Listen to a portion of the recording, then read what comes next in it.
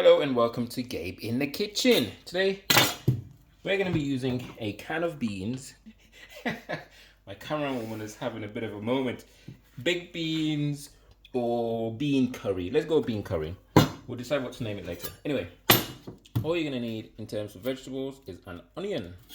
Medium onion will be just enough.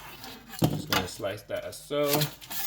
The only difference here is we're not going to dice this because there's no need to dice at all. All we're going to do is we're going to finely trim. Move all that to the side.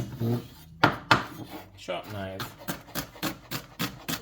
And you just want to trim like so. Once that's all finished being trimmed, you're looking for something like this. That's all we need, guys. So guys, we've got a deep saucepan. Let's get that to temperature.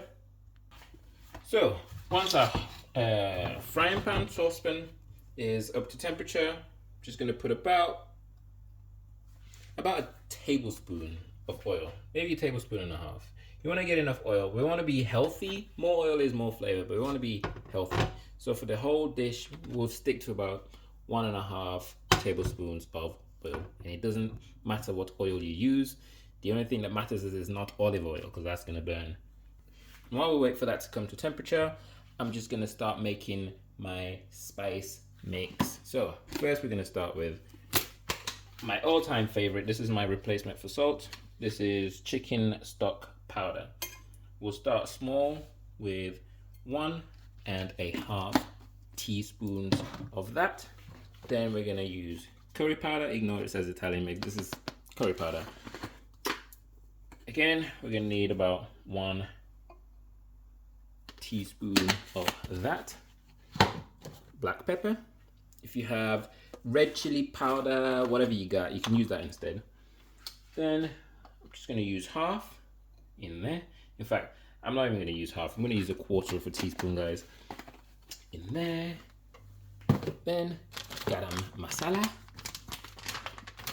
You'll realize that most of my spice mixes are pretty much the same. About 1 teaspoon of garam masala.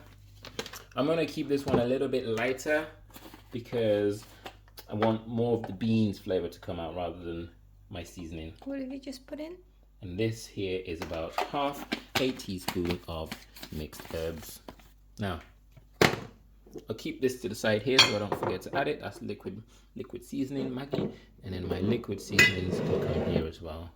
I'm also gonna need pureed ginger and garlic. So get a nice dollop in there. I'd say about 1.5 teaspoons of that. So now this should be reasonably hot. I'm gonna get that in there, and then we'll start caramelizing our onions. Oh, it smells good already. I mean, it literally does. Something about frying onions, just whew. Anyway, so whilst that's caramelizing, you can speed up the process by adding a splash of water. Believe it or not, guys, that works. But what I'm going to do today, because we're using it in the recipe anyway, is I'm going to add a bit of light brown sugar. Now this is how it's sort of a cross between baked beans and just bean curry. It's the sugar is what makes it, is it really bean curry? Because that doesn't usually use sugar. Anyway, you want about 1 tablespoon of sugar. You want it quite flat, so it's not a whole tablespoon. I'd say it's about 1.5 teaspoons, even though I'm using a tablespoon. Right in there, and that's going to speed up the caramelization and get it cooking a bit quicker. I'm just going to stir that in, and it's just going to speed up, expedite that caramelization process. Exactly what you want. So now that this is nearly ready, it's nearly there to the caramelization that I love. Look at that. I'm gonna add, I have lost it, the smokiness from smoked paprika. This is essential if you're making homemade baked beans. We need about 1 teaspoon worth in there. Our teaspoon can never fit in there. Who designed this? Yeah, so we have to sort of tip it out and hope for the best. So there's about what we need. Then what we're going to do is, remember all that sugar we added earlier? I'm going to balance it out with some apple cider vinegar. You're going to need about 1 tablespoon worth in there. So just going to measure, pour it in, and now we're cooking. So give that a good old stir.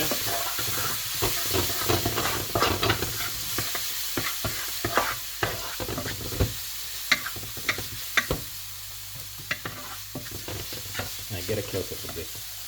Yeah. Now, the reason you toast your seasoning is to awaken them. They've been sitting in that pot or whatever container they've got for so long. They just think of them as hibernating. You want to wake them up, you gotta toast them. So if you put it straight into liquid curry, it's not going to be as flavorful as if you toast it first. That's why you gotta have enough oil in here, and you gotta toast all your seasoning first. So on that topic, we're going to add our seasoning mix that we've got here, straight in. And this is going to form a paste-like mixture.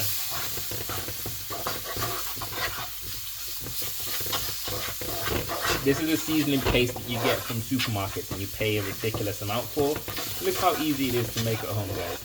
You can literally make in minutes. And it doesn't take that much effort. It's not that much. It's not expensive. You know, this is stuff you should have in your cupboard anyway. Yeah, that's the same seasoning paste that you'll pay a lot for. You just blend that up and it's the same thing. Alcohol. You don't have to use this one. You can use any sort of fruit-based alcohol works, because that fruitiness, the alcohol comes right off. As soon as you cook, alcohol is off in seconds. So there's no actual alcohol in here. It just leaves a nice glaze on everything. And it also helps to combine everything, balance everything, and that fruitiness just stays behind. And it's just extra flavor. It replaces, if you don't have any apple cider vinegar, you can just use wine, whatever you got. So, I'm just gonna add about 1 tablespoon worth, and a little bit. There's not even that much that goes in.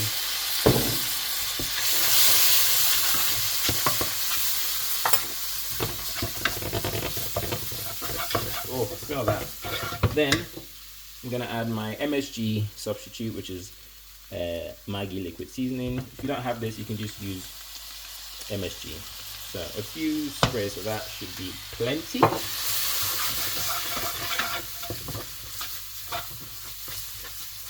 And then at this point, I'm gonna crack open my can of chopped tomatoes. Use whichever brand you want, guys. And yes, you want the whole thing to go straight in. Boil the kettle and make some stock out of this. It's just a normal stock cube, beef flavored one. You can use chicken, vegetable, whichever one you want. So all I've done is I've crumbled that in there just to make it melt a little bit quicker. And then all I'm gonna do is wait for that kettle to boil, and then I'm gonna pour in just enough water till it's dissolved. So freshly boiled water in the kettle. Just pour enough in there. And remember, guys, keep an eye on what's going on here. You don't want that to burn, so stir it periodically if you're waiting for your kettle to boil. If you have one of those gel-like ones, the stock cubes, but then they're not cubes, they're like in jelly format. You can obviously skip all this and just plop it right in there. It will be the same thing. Giving that a good stir, and then I'm just gonna pour that deliciousness right in there. Oh yeah. Right, so when that's in there, I'm just gonna grab my old can of tomato, give that a swirl in the sink with water, and then pour that in there. Be careful, guys.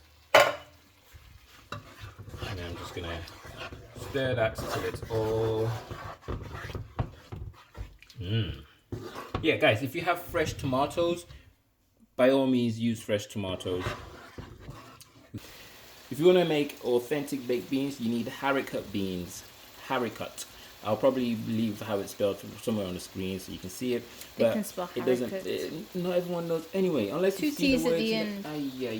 Anyway, guys, they're equally as cheap, equally as, I guess, available in the market. So just get whichever beans you want. So in here, I'm just gonna pour out my beans into a sieve. Some big ass beans. They are big. They're bigger than I thought they'd be. Anyway, we'll give that a rinse just to get all that excess bean juice off of it. And then your beans straight in there. Now, this is your source of fiber and protein. If you with water, take that back to simmer. This is hot water, just so the cooking doesn't just stop. It's gonna boil down, so you can add a little bit extra water than you would normally. And that there, guys, will make the most delicious baked beans sauce thing. It's kind of my own thing, so I don't know what to call it. I'll call it a bean curry. And yeah, don't forget to taste and season, adjust your seasoning. You can call it a chili. There's no beef though. You can have a vegetarian chili with just beans. Oh. So we could call this vegetarian chili. Okay. Just gonna cover that and let it simmer for about 25 minutes till it's cooked. Right, so it's been about 25 minutes. Remember guys, you can top this up with a little bit of water just to keep it from drying out completely. You can adjust the thickness if you want by adding more or less water. It is up to yourselves. What you're looking for is that most of the tomato has sort of melted in, just like this. And here we have a beautiful, beautiful bean curry. Not fancy, but I'm being fancy. So we've got our rice there. Wow, that's a lot of rice. I mean, it actually is. It just looks like it's not. It is. That's like 3 teaspoons. Wrong. 3 tablespoons. Right, so I'm gonna be extra fancy.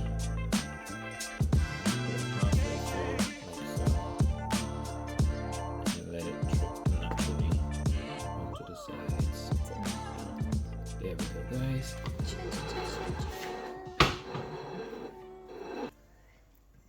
It means it's acidic. So what she's trying to say there is, because this is a quick curry, that tomato, it needs to cook down a bit more. yes, that the tomatoes, their tartness hasn't had time to completely cook out. So you can add more water and cook it for a bit longer, or you can just add more sugar. But Again, it's nice. it's up to you. It's all up to your tastes. But yes, there you have it, guys. A quick and easy bean curry. If you like what you see, give it a thumbs up. If you want to see more of this, let us know down in the comments below. And as usual, thanks for watching. Bye. You want to say bye? Bye.